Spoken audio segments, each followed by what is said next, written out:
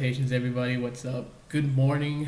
I'm feeling way under the weather, and I just got hit left field getting sick because it just came out of nowhere.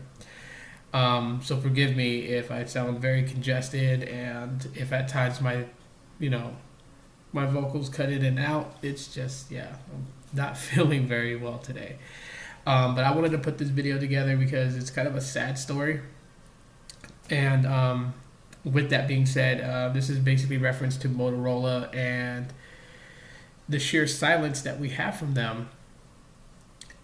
And on top of that, is it possible that it's, becoming irrelevant in the world of mobile technology? And which would be a sad thing to see. It'd be very sad to see Motorola go this route. Motorola has been around for a long, very long time. And one of the things that I was, kind of sad to see happen, because I was excited for the acquisition of Motorola by Google. And then I was sad to see Google just sell it off to Lenovo. Which, I always wondered what Motorola would have been if Google decided to bet on Motorola. Like, instead of going for HTC's development team for the Pixel, if they had just stayed with Motorola, what would we have seen? What would have been very good about it? Because HTC, we don't really see too much happening with them. We now have the U11, and it did very well. Their previous HTC devices were doing okay. They were never really competing against Samsung and, OnePlus and all of them. But they were doing okay. I mean, they wowed a couple of reviewers on YouTube with the U11. Their newest devices that's coming out has people talking about it a little bit, but not really much of a big buzz. And then you have Motorola, who has been around for a long time. Again, I say that. They've been around in the days of, flip phones, regular cell phones, and then IDEN style phones. If you guys don't know what IDEN is push to talk. It was mostly relevant to Nextel and Boost Mobile back then, before Boost Mobile went full CDMA. Motorola was a trusted, rugged built phone. And they had some really good ones. And then even in just, class and performance, the Moto Razr just changed the game completely, making all manufacturers trying to copy and become, as sleek style as the Moto Razr. Because, there was different variations of it. There was the V3A, the V3M. These phones are classics. If you still have one in your desk in pristine condition, you are very fortunate. I have to say that. At least, opinion from me, okay? This may not be like value-wise and like what they would appraise the phone for, but I'm just saying, if you have a Moto Razr out of the V3A, V3C, V3M, whichever model you have from whatever carrier you were with, if you have one in pristine condition, you are very fortunate, because that was one device that literally changed it up. LG tried to come up with something very similar to it. Samsung built something a little bit along the lines. I don't know if you guys remember the Samsung device that was, the screen flipped open like a regular flip phone, but when you close it back in its clamshell, you can open up this way and kind of use it like a QWERTY feature phone.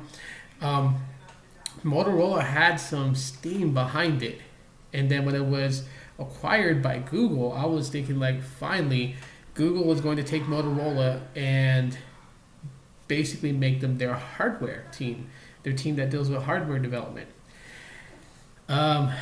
Was furthest from it. We did get the Nexus 6, and then it was passed on to Lenovo. Now, in the hands of Lenovo, there have been some good devices that came out by Motorola. The G5, the G5 Plus, and the G5S, I think. Now, all these phones are getting, they're just due credit for how well they are. But even then, like the little guys, like the E4 and the E4 Plus, these phones are well recognized as probably one of the top 5 best budget phones of 2017. And of course, the ever so controversial Moto X4. Some people liked it, some people didn't like it. I like it. I think it's a gorgeous phone. I don't have any regrets selecting the Moto X4 Android One over a Pixel phone. Some people have been like, since you were going to go the route of paying in installments, you should have got the Pixel 2 or you should have got the original Pixel. And I'm like, yeah, I could have gone that route. But the Moto X4 really, really surprised me. And so now, I'm seeing, Android Police posted up an article talking about it, where Motorola lacks. We've heard things about the Moto E5. We've heard some things tossed about the Moto G6. But then other than that, there really hasn't been any, released focused devices from Motorola.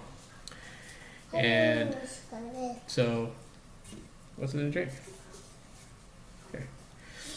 And so with that, kind of worries me the state of Motorola. Because Motorola has done the Moto Mods thing, and that has had not some steam and not some fire behind it, but it's had some well-received support for it. And those Moto Mods are cool, but not everyone is looking for something in the, something to be modular. They, some people really just want basic phones. Not basic phones, but smartphones, And so I'm really kind of nervous to see the state that Motorola's in. And hopefully that changes down the road. Maybe Motorola's in silence because they're about to come out with a banger that's just going to completely just blow the socks off anything. Now that's wishful thinking. I know some of you guys are going to laugh and say that's wishful thinking, and I got it. I'm just hoping in the state because that's LG has been a brand that I like, but Motorola has always been one that I really feel like has been very reliable, and so far from what they've built has impressed me. But I don't see them doing anything quite crazy in the near future, and that's what's scary. So let me know what your guys' thoughts and opinions are in the comment section of this video. If you guys enjoyed it, drop a like and subscribe to my channel if you have not. Also click that bell option, since YouTube is weird and does not let you know when I upload a video. That bell option is going to be your best bet to knowing when I put up another video, another vlog, rant, or whatever I do on here. For all you guys who's rocking me this long, thanks so much for the support. And yeah, and if you have a older Motorola device that's really cool and really neat, I would really love to see it. You can hit me up on Twitter, tweet me, and then just hashtag Moto Throwback and post a picture. Like if it's the Razr V3M or the Moto Q, their PDA phone from back in the day, whichever it is. And yeah, I would love to see that. So again, thanks for checking out this video. Follow me on social media, links in the description, and I'll talk to y'all later. Aloha.